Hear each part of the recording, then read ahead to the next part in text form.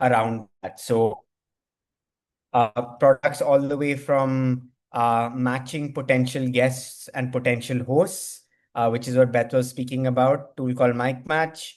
We've also got a listen site platform where people can consume podcasts, and are constantly building out a whole host of other things as well. Right now, one of the things that's not launched, but we're working on is a content planner, so that you can ideate and work alongside a bunch of different people who may be co-hosts of yours, editors that you work with, and you guys can all work together and ship together. Think about it as like a CRM tool, but for your content planning and podcast planning. So you guys are the first to hear of that. So um, a little bit about my history with podcasts and how I tended to fall in love with it, and then on to sort of podcasts history themselves. And at any point, wherever I start to sort of drone on and on a little bit, please just use the hand emoji to tell me to stop, and I'll jump over to the next topic. It's one of the fatal flaws of being in the podcasting space. You tend to talk a little bit too much. Um, so a little bit about me. I used to sort of work in a corporate gig. I wanted to follow my father's footsteps. My father was a career banker. And as far as I was concerned, there was no other job that existed in the world.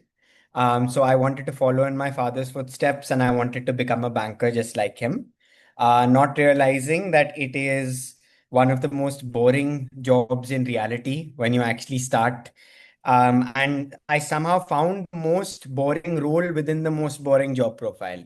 So I was a risk and research analyst at Barclays, right after being an analyst at HSBC. Now, a lot of you guys who may not have worked at banks and sort of corporate MNCs like this, I was not aware of this as well. Uh, may not know the fact that banks have protocols where they have firewalls up. So you're not actually allowed to visit most platforms and websites when you're sitting and working from a particular when you're sitting and working from a particular building that's represented to the organization. So as a consequence, I needed to sort of do a very boring job, but at the same time I wasn't able to distract myself by going to the YouTubes of the world, the Facebooks of the world. That time Instagram didn't exist, Snapchats of the world, nothing. I couldn't access anything. It so turned out that there was one little platform that the IT department had failed to blacklist, and this IT department had failed to blacklist Reddit. And on Reddit, you actually, a lot of you guys who would be fans of Reddit would realize that you have a lot of really bright and really crazy people that come and basically speak about everything under the sun. So the most exciting and the most depraved aspects of humanity tend to come towards Reddit at the same time. So when I actually would spend my hours in office being on Reddit, I happened to come across this term back in 2014, 2013, 2014. And this term was podcasts. And I'd never heard this word before. And in fact, when I would ask my friends, nobody had heard of what a podcast was.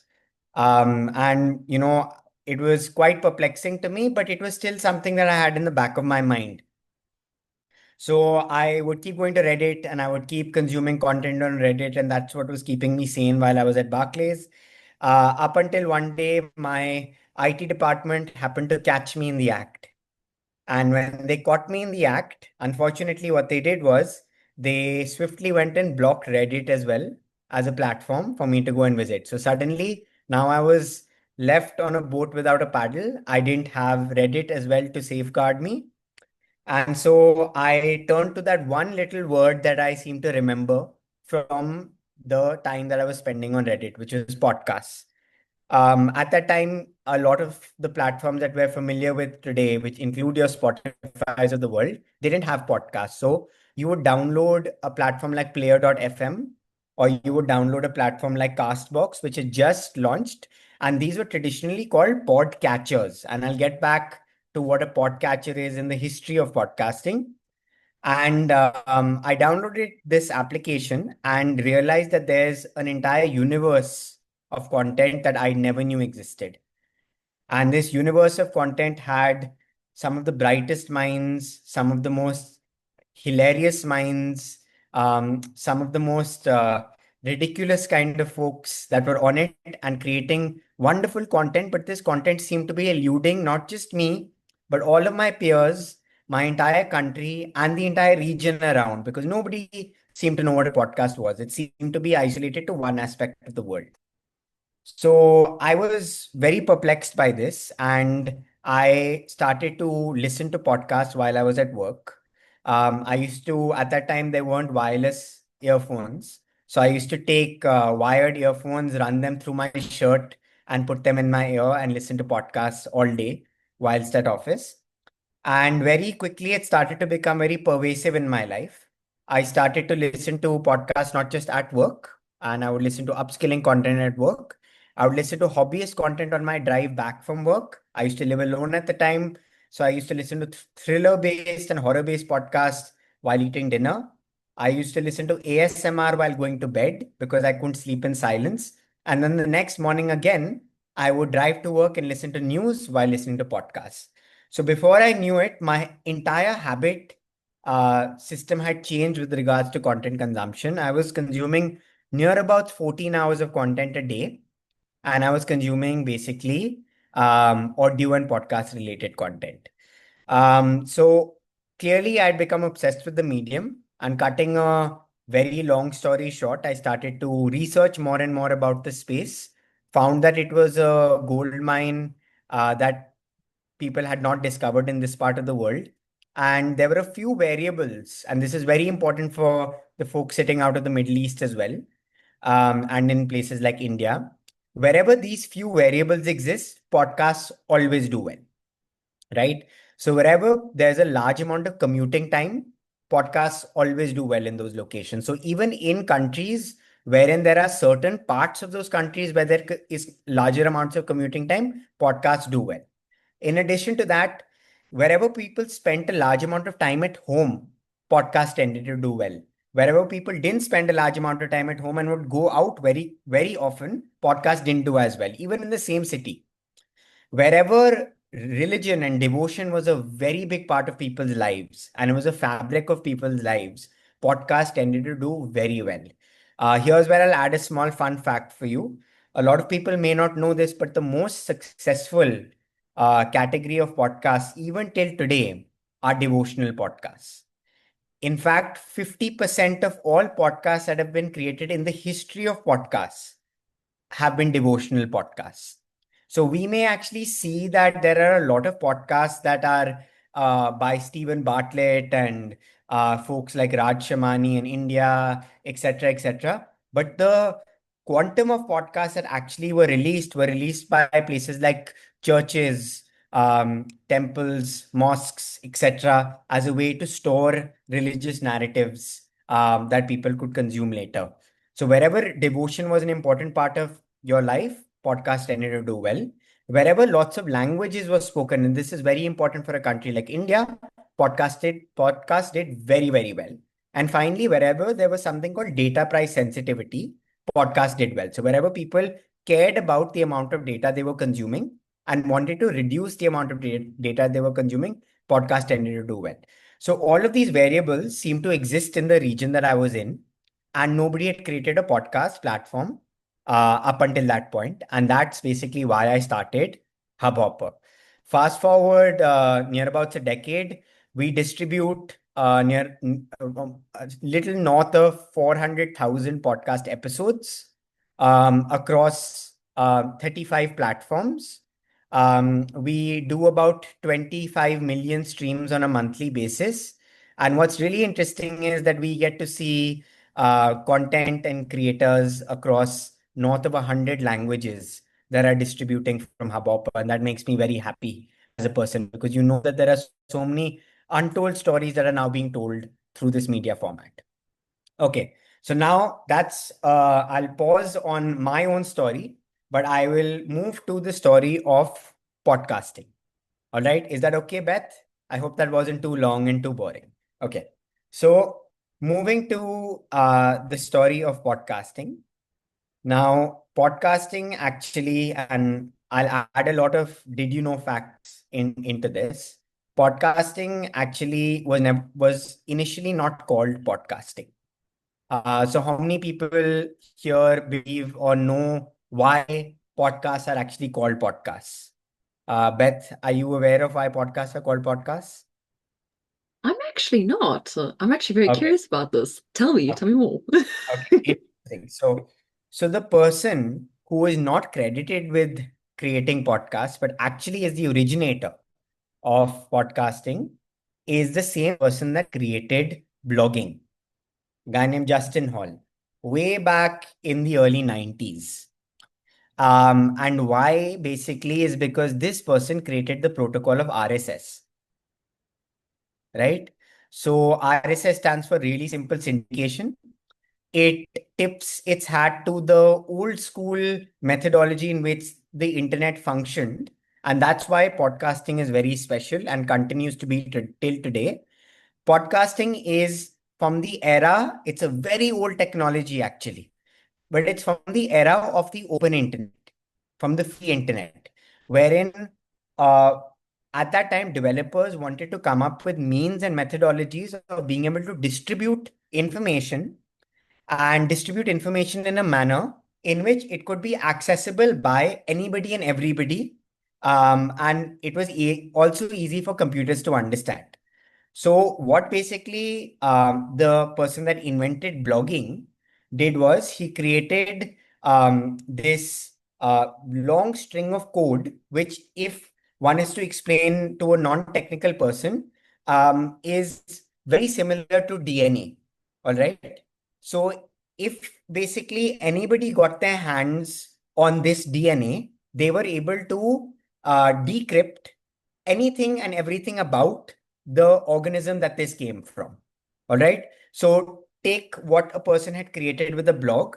It would be created into a codified mechanism, which was basically the DNA of a podcast or a DNA of a blog. This was called the RSS. Now, whomsoever got access to this DNA or this RSS, they could put it into their own platform and then showcase it in a way that was understandable by humans again. And the interesting thing about this is whether it was a blog or whether it was at that time an audio blog, which was a podcast. All right. Um, a blog or an audio blog would always give attribution back to the source. So whenever people would read the blog or whenever people would consume the audio blog, the person who had originally created the DNA knew that my content is being in place A, in place B, in place C, in place D. Even if you're looking 30, 35 years later, the RSS still continues to be a very strong bedrock of podcasting. And it's what makes podcasting very special because when you create a podcast, you essentially are you're in essence creating a DNA for your show. And now hundreds of platforms, not just 30 platforms, not just 5 platforms, not just the Spotify's of the world, but any platform can take this DNA and can show your podcast and can always give credit back to you. All right. So what basically happened was that the early internet or the subculture started to adopt this format that was basically audio blogging. Now, in a RSS, you can put any type of file format. You can put text, you can put audio, you can put video as well. So in the initial days, a lot of people were also creating audio plus video podcasts. So a lot of people now believe that video podcasts is something that's a new phenomenon in podcasting, but that's not the case. Some of the oldest podcasts in history, podcasts like the TED podcast, the TEDx podcast that we're all familiar with, that was audio and video from the beginnings. So, what actually made a podcast into just audio for about 20 years was a company called Apple. Now, you'll actually understand why the word podcast also came to be. So in about 2003 and 2004, there were two programmers. One guy was a programmer, one guy was a radio jockey. touchwood, I'm actually very fortunate to be friends with both of them, better friends with one and less so with the other. One guy named David Weiner and another guy named Adam Curry. All right. They wanted to make sure that what was happening with the AM FM, which is the radio, they wanted to see how they could take it online.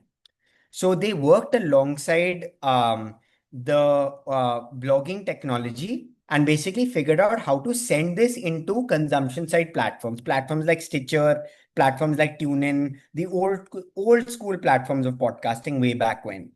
Now, this was something that was actually very revolutionary that was taking place. And a few journalists found it interesting enough to write about it. All right. So when the journalists started to write about it, it started to create a lot of buzz.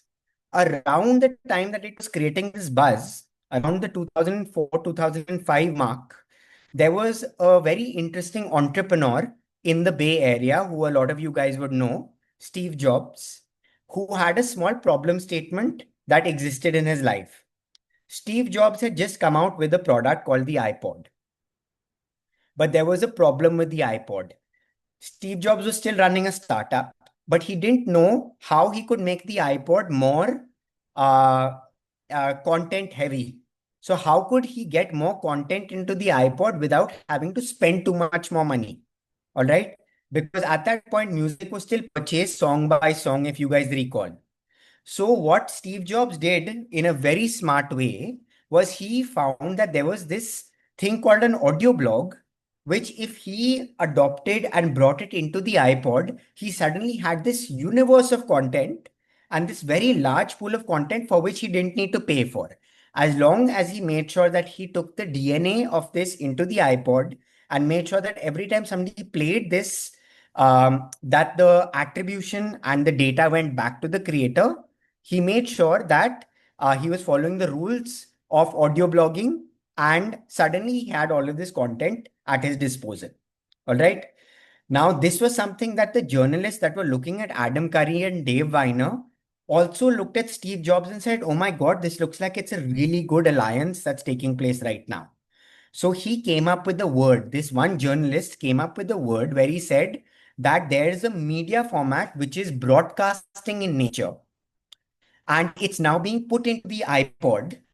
And so he took the word broadcast and he took the word iPod and he merged them together and he created the word podcast. And that's basically where the word podcast was coined, from the word iPod and from the word broadcast. And this was phenomenal branding for Apple, because suddenly Apple looked like they created podcasting to begin with.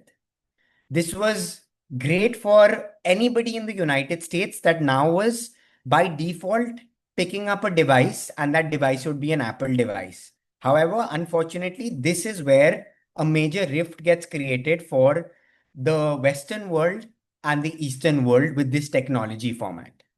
And why that is basically because the Western world would by default have Apple devices. That is only happening in markets like India and the Middle East today.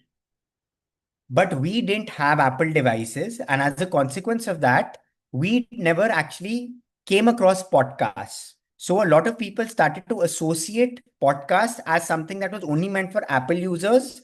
And if you looked at people in the India market, people associated Apple with a very rich consumer's product, right? So automatically podcast meant content for the rich. It didn't mean content for everybody.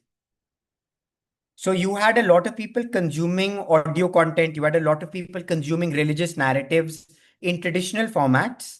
But unfortunately, they never called it a podcast because podcasts were content for the rich, which is hugely ironic because podcasts happen to be more literacy agnostic. They don't require the creator nor the consumer to be educated to a very large degree to create or to consume in.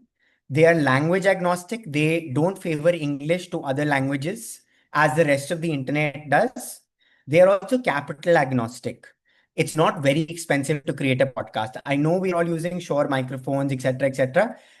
But if you just want to get started with your podcast, if you're just at the initial point of getting started, your first episode doesn't need to be very expensive, right? So that's basically what was happening with podcast. And that's basically for the next 10 years how podcast survived, with just being on Apple and being on podcatchers. Podcatchers are basically anybody that basically catches the DNA of a podcast and puts it into their own platform.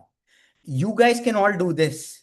I have a podcatcher. You guys can all have a podcatcher. You guys can take all of the DNA and all of the RSSs of podcasts and just put them into a platform, and you can showcase them and play them and suddenly have a podcast player. A lot of people don't know this about podcasts.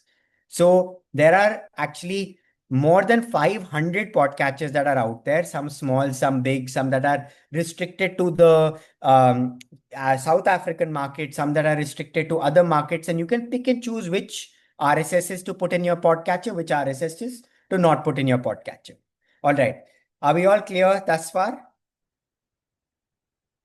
Okay. So now, guys, I'm just going to tell you one more and actually two more quick and important evolutions that took place in podcasts. And then I think we'll be in a good position to sort of move forward. So podcasts continue to be a subculture format for the next 10 years. In fact, the only thing that was saving podcasts were at this time pastors, churches, and religious and devotional content. That was the only thing saving podcasts, because pastors needed to record what they were saying in their sermons and they wanted their flock to listen to their podcast. So they would basically follow this format. And that's basically how podcast existed for the next decade or so. But now came from 2005 to 2015. Now something very interesting in 2015 happened. In 2015, there was a very big type of company which unfortunately was not taking out in the public that they were dying and they were all losing a lot of money. And the only thing that was allowing them to survive their hemorrhaging was that they were continuing to raise more money and more money and more money. And all of them knew that they were going to die. And these platforms were basically called music streaming platforms. So the platforms that you are all familiar with, Apple Music, Spotify, Ghana in India, Wink, JioSaavn, there was not one profitable music streaming platform in the world, not even one. And that is basically because all of them had bet on a business model that just was not working whatsoever. So what was the business model? We used to initially buy music. Remember on iTunes, we used to buy music, or we used to download, and we used to go through piracy and basically download music through LimeWire and FrostWire. But what basically certain platforms convinced investors was that we should be able to actually put music on a platform, pay the license fee to the owner of the music, and still make a profit. Unfortunately, that was not possible. So here is basically the mathematics for you. And this is very important because when you guys go into the market and when you guys go into the world, you must understand as podcasters or aspiring podcasters, the actual power that you hold and the actual good that you're doing in saving music industries, and why the music streaming industry actually owes a lot to podcasting. In fact, should be paying podcasters and podcasting license fees, but they don't pay them. All right. So here was how music streaming platforms worked. Music streaming platforms basically had two major payments outside of the general payments that they needed to make. Every time they needed to acquire a new user and get a user to their platform, it cost them money because they needed to run Google ads and Facebook ads. This is something that you would always already know.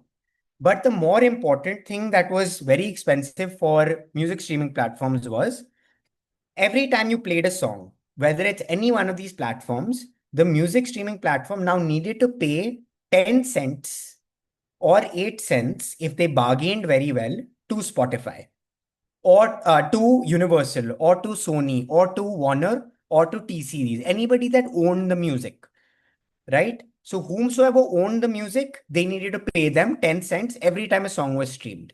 Now the music labels were almost like a mafia, wherein they would not bring the price lower than this amount, and they didn't care whether you listen to 5 seconds of this song or 1 minute of this song or 2 minutes of this song. If you listen past a particular threshold, you now owed the music label money, right? The second you basically tried negotiating, the music label would take all of their music away from the streaming platform. So unfortunately, the streaming platform could only earn of two ways also. One methodology that they earned was advertisements. Unfortunately, earning from advertisements is very hard to do. The second way they could earn was through subscriptions. Now, subscriptions work in certain markets, but in most other markets, people don't subscribe to a very large degree, right? And even if they subscribe, they'll subscribe to lower paying products, right? So now, unfortunately, what tended to happen was they were always month on month on month, the streaming platforms were paying more money out for license fees and for acquiring users than they were earning in basically the advertising money and the subscription money. So they needed to come up with a solution.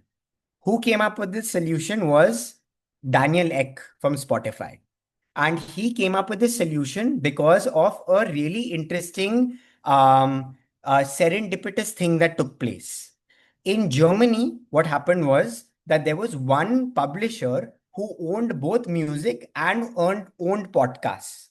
And this publisher was basically trying to be naughty and trying to take their music content and put it into Spotify and also take their non-music content, which was not allowed for them to do, but also put that also into Spotify.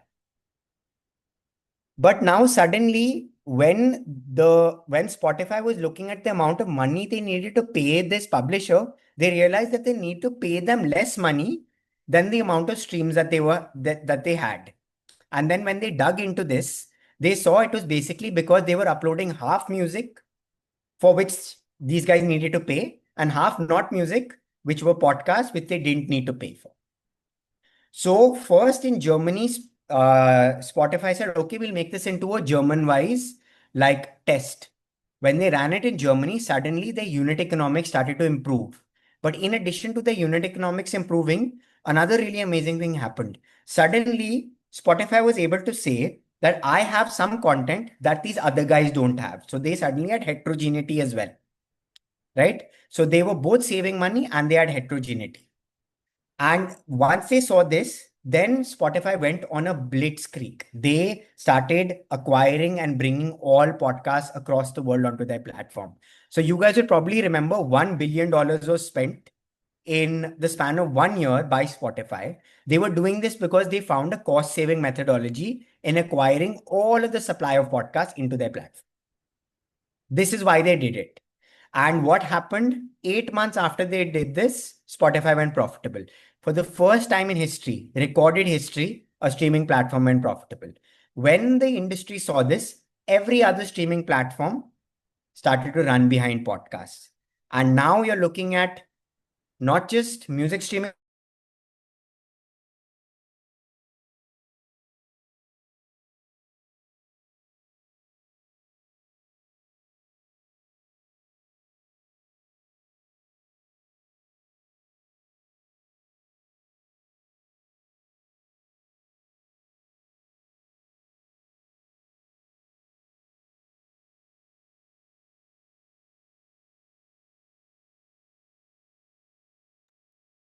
Sorry, everyone. It seems that we have momentarily lost Gotham. Hold on a seckie. Let's see if we can find him, get him back online.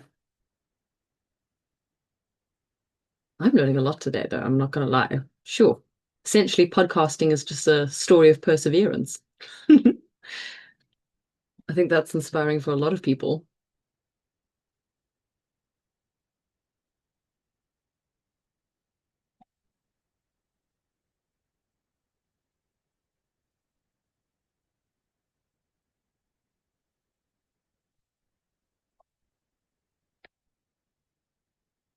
One moment.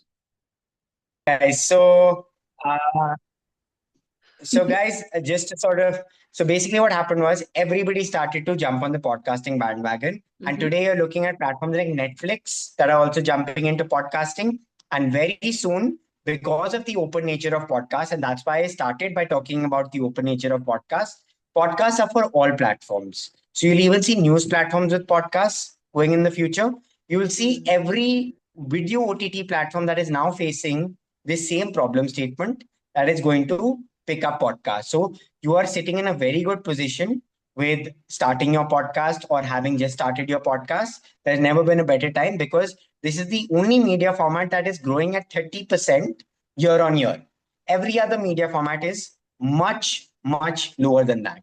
In addition to that, in addition to this, 500,000 active podcasts in the world today in comparison to a billion plus YouTube channels, a billion plus blogs, you have only 500,000 active podcasts. So, if a lot of people are saying that is the podcast market saturated, absolutely not. It's just getting started. You have to make sure that you have something very compelling, but you definitely have an open market to play with right now. And then now the final and really important last thing that's happened in podcasting has happened in the last year, where YouTube finally gave a nod of approval to podcasting. And with YouTube giving a nod of approval to podcasting, suddenly it has also opened the doors to the largest search engine in the world for podcasts. So a lot of you people may not even know this, but even in 2017 and 18, the largest search engine for podcasts was still YouTube. So people would search for podcasts in YouTube and then not find it on YouTube and then go and try and find a podcast elsewhere. So basically, YouTube looked at that data and on the back of that data, basically created what they've created. Yeah. Okay. Awesome. So, guys, I'm going to pause here, all right, for a quick second and for a breath. And if you guys have any questions at this point in time, I'd love to answer them. And then post that point, we can actually go into the creation of a mock podcast. Brilliant. Thank you so much, Gautam. That's amazing. I've learned so much from this. And it's honestly, I was just saying to everybody now while you were logging back on, podcasting is kind of like a story of perseverance, which I think is really inspiring for a lot of podcasters out there. Yes, most definitely. Yeah. All right. So let's open the floor up for anybody if they've got any questions. And then you'll also notice as well that I've popped out a giveaway question as well for everybody. So who's got the most ridiculous podcast idea that they've ever come up with? Now's the time to answer that question. And whoever's got the most crazy idea will win a fantastic giveaway, which I've mentioned previously in leading up to this event. Go. Okay, awesome.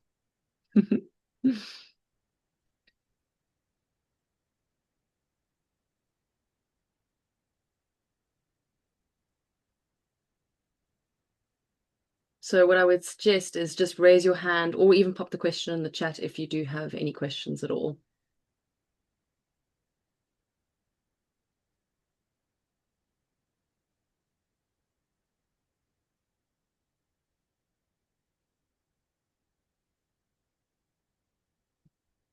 Mm. Okay. All right. I don't think anybody's got any questions. It looks like. No questions so far. Yeah. Okay, so what I'll do, Mm-hmm. I'm actually going to give you guys a few tips and tricks. Are we close to Netflix Oh, broadcasting podcasts? that's actually a Yes, good yes, we question. are. Yes, we are. In fact, Netflix and a bunch of these other platforms have begun to see podcasts as a really good way to um, test out an idea without spending too much money. And then, if the podcast is successful, then they convert the same thing into a show or they convert the same thing into a movie. So, not only are they going to look at taking in broadcasted podcasts and play with that data, but they're also going to potentially create podcast originals. You've already seen them beginning to do this with Murder at the White House Farms, with Smoke, with podcasts that are around shows like The Crown, and going forward, you're going to see a lot more of this happening as well. There's a great show on Amazon called Dr. Death. These are all podcast adaptations. There was another question. Yes, there is another question. Are solo podcasts worth it, or should it be with a guest? This is a really good question. Okay. So, guys, it all depends actually on the what is the goal of your podcast. All right. So, solo podcasts are oftentimes some of the most successful podcasts that are out there, and these are called monologue-based shows. So, there are two scenarios wherein you should be looking at doing a solo podcast. If your podcast is of a storytelling nature, so a lot of the podcasts that do get converted into actually into originals on different platforms, including podcasts like Lore, which is done by a guy named Aaron Mankey, one of my favorite podcasters. It got converted to an Amazon original. There's a podcaster on Hubhopper named Paranormal Reality. Solo podcaster got converted to an Amazon original. There's another podcaster called Karma as a Witch, got converted to another OTT original. So if you're a storyteller based podcast, definitely a solo podcast is something that you should look at, especially if the IP that you're trying to create, you're looking to sell over time going forward. Point number one. And the second really important place where making a podcast is important is um, if you're looking to sell a course, or if you're looking to showcase your own individualistic knowledge on a specific subject, right? So if you are looking to basically get people to do patronage to your podcast, if you're looking for people to subscribe to your private podcast, or if you're looking for people to subscribe to your course that you have, in that case, having a solo podcast is always better than having another like basically a guest-based podcast. A guest-based podcast is if your intention happens to be more around branding. In there, you're able to also leverage the knowledge of the guest. You're able to leverage the celebrity of the guest. And every time you get an episode out, you will tend to have much better top of funnel awareness. But what will tend to happen is your conversions will not be as much as a solo podcaster. So anything education related, please go with a solo podcast if you can do a master class of your own. That's okay. So we have another question, which is in the era of lower attention spans and 30-second reels, long form podcast survive? So guys, there is a very important thing to learn about audio podcasts specifically. Audio podcast consumption is continuing to rise along with video podcast consumption. And the one special thing about audio podcast consumption is that there's something called parasocial intimacy, which gets developed when you're listening to somebody. The average length, which is the sweet spot length of a audio podcast, actually happens to be 18 minutes long. If you go past the 18-minute mark, what will happen is you will see a drop off rate. But up until 18 minutes is actually the perfect ideal length for an audio based podcast. So if you're promoting your podcast, then of course your conversations about reels, etc., all of these things are very important. But treat reels as a top of funnel awareness builder. It's not something that is going to create memory encoding, or it's not something that's going to create parasocial intimacy, which is depth of a relationship between you and your listener. So just look at the reel as a gateway drug into the podcast, and then the podcast can actually be 15, 20 minutes long. I am not a fan or a big believer in your 2 hour long podcast or 3 hour long podcast because the data does not support them. But since you guys are asking these questions, I will actually tell you guys a few tips and tricks which you can just take for granted because we are looking at big data whenever we're looking at Hubhopper. So just look at these things as sort of to-dos. Number one is, on average, your consumption will spike on Friday, Saturday, and then it'll drop on Sunday. So Thursday, Friday, Saturday, you'll see your consumption rise. You will normally see people that tend to launch their podcast because people treat launching an episode like a little bit like work. All right. Now people will launch their podcast on Monday, Tuesday, Wednesday. If you are following this strategy, I would suggest move it by one day and launch on Thursday. So you get to catch the upward drift of the weekend. A lot of people don't do this, and this is a great way for you to get benefits. If you have a episode that's 30 minutes long, I would recommend, or 40 minutes long, I would recommend releasing a part one and part two, instead of releasing the 40-minute version of this. And always have a structure to your show. So when you're creating a podcast episode itself, let your listeners know what the structure is going to be, so they understand what they're getting into. So you can tell them that in this episode we are talking about this, this, and this. This is what's going to happen in the first part. This is what's going to happen in the second part, and then we're going to end with this really fun exercise at the end, so that people know what they're staying for and what they're leaving for. Also, when you segment your show, what tends to happen is, if you're creating playlists, you can create very clear cut playlists when you're passing this on to your editor. All right. Another very important thing is that if you want to be the top 1% of podcasters in the world, all you need to do, guys, is make it to your 11th episode. Most podcasters get started, and by the fourth episode, 60% of them have stopped creating. If you manage to make it to the 11th episode, you're already in the top 1%. Beth already mentioned this. There's nothing that is more important than consistency. If you want to create a consistency, create one that works for you. You don't need to release an episode every day. You don't need to release an episode every week. Even if you're releasing an episode every 2 weeks, that's fine.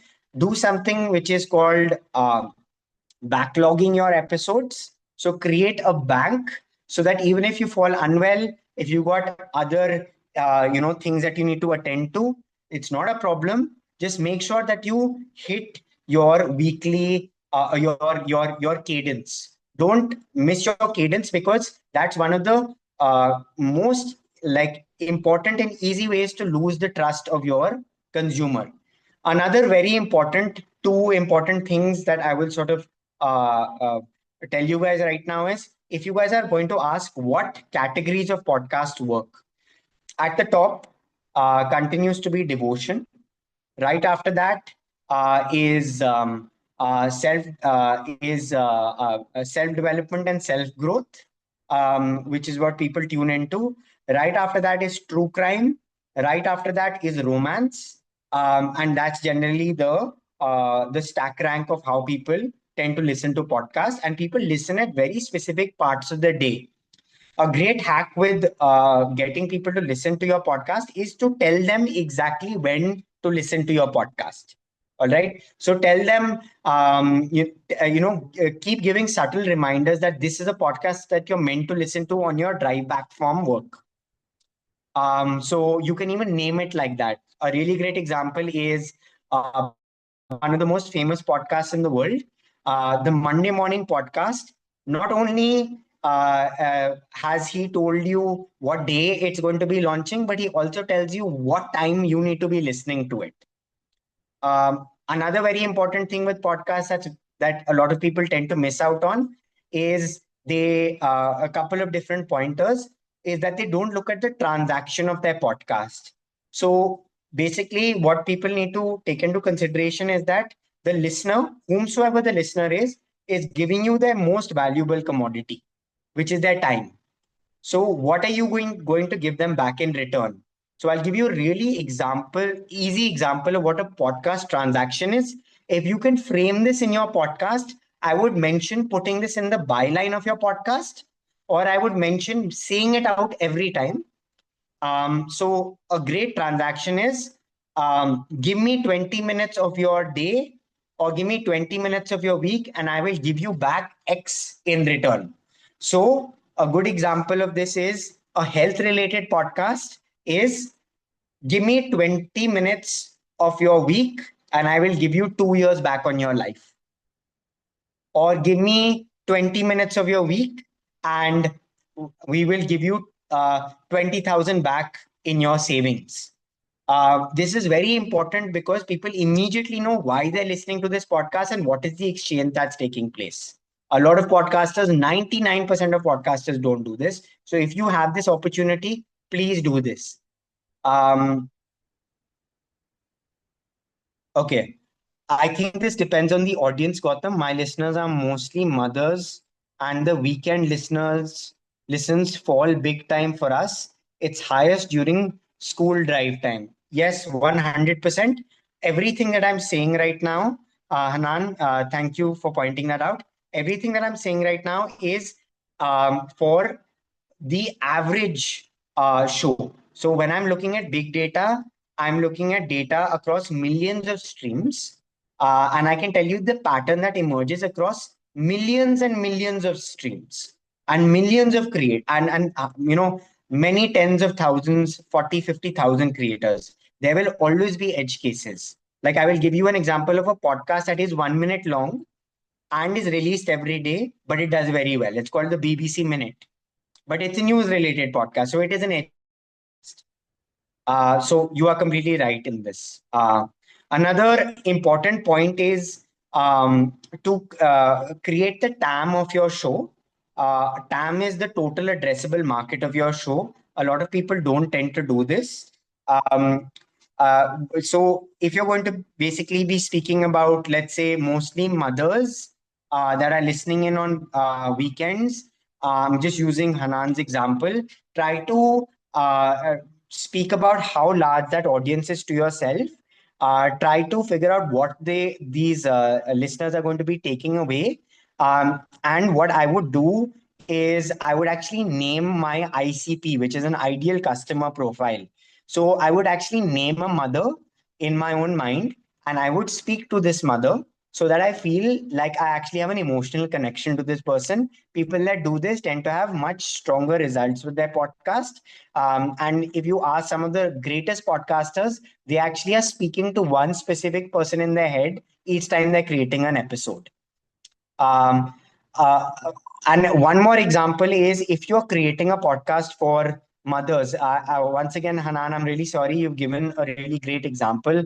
So I'm going to keep using your podcast as an example over here. I'll Please, open up my screen for you, just for you. Go ahead. one of the things that you should do is always have a call to action. Most podcasters tend to miss out on this, and they tend to leave their uh, their listeners with a lot of potential energy, and they don't know what to do with that potential energy. Like, share, subscribe is not a primary call to action. That's a secondary call to action.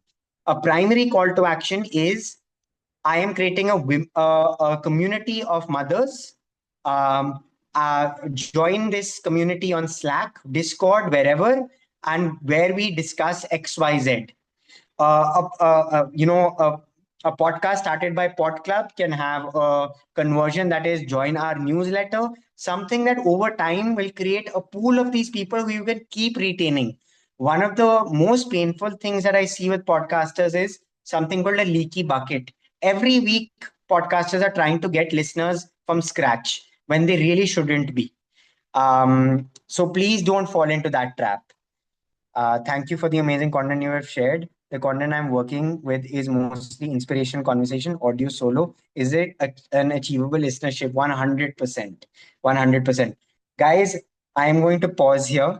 Otherwise, I will lose my breath.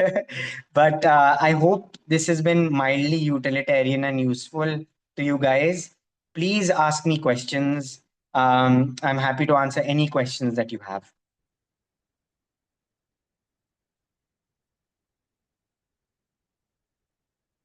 And you can ask me in person. You can get off the like you don't even need to ask in chat, please. You can just ask in Mm. person, just like.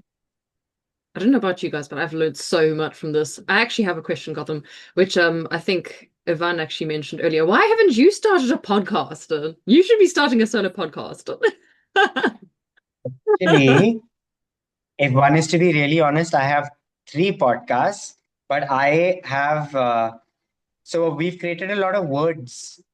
One of the words is something called podcastination. When you have an idea for a podcast and you have many ideas, but you don't know which one to start with. I have three podcasts, but I am a little camera shy as a person, which is why I like creating products for podcasters because I vicariously live through them. All my podcasts are actually under pseudonyms. So Oh, I have a podcast with my grandmother, which is just basically her telling stories about her life and all of the wonderful adventures that she's done through her life. And it's under a pseudonym, and even my friends haven't been able to find it yet. But I love creating it, and I'm on my 45th episode. And for us, it's a treasure trove of episodes that's just for us, so that we can always sort of go back to them. I love that. You should share that. You should share that with us afterwards. I would love to like follow your podcast, Gotham, about you and your grandma. She probably has some fantastic stories. Huh? She does. She really does. She's so much cooler than me. Well, that's got to be some one hefty thing because you're fantastic. No, no, thank See, you. Tasneem's also asking for links. No, Brilliant. any other questions, guys? Any last minute questions? Because we're starting to, yeah, we've hit, can you believe it? This hour has flown past, people. Sure. Links. Yes, you see, Yvonne's also asking for links. We need links. We want links. We need to see the podcast. I'm shy, to be honest.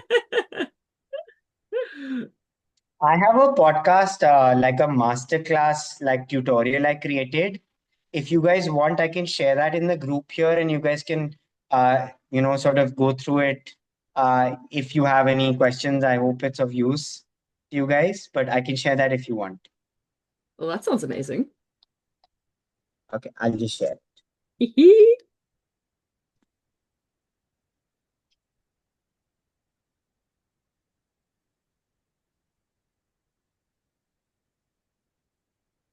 Cute.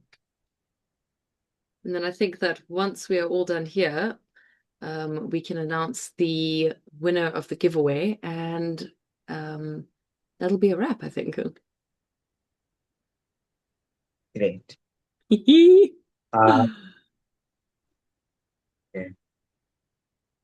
Where is it that I can send this message? Just hold on one second, guys.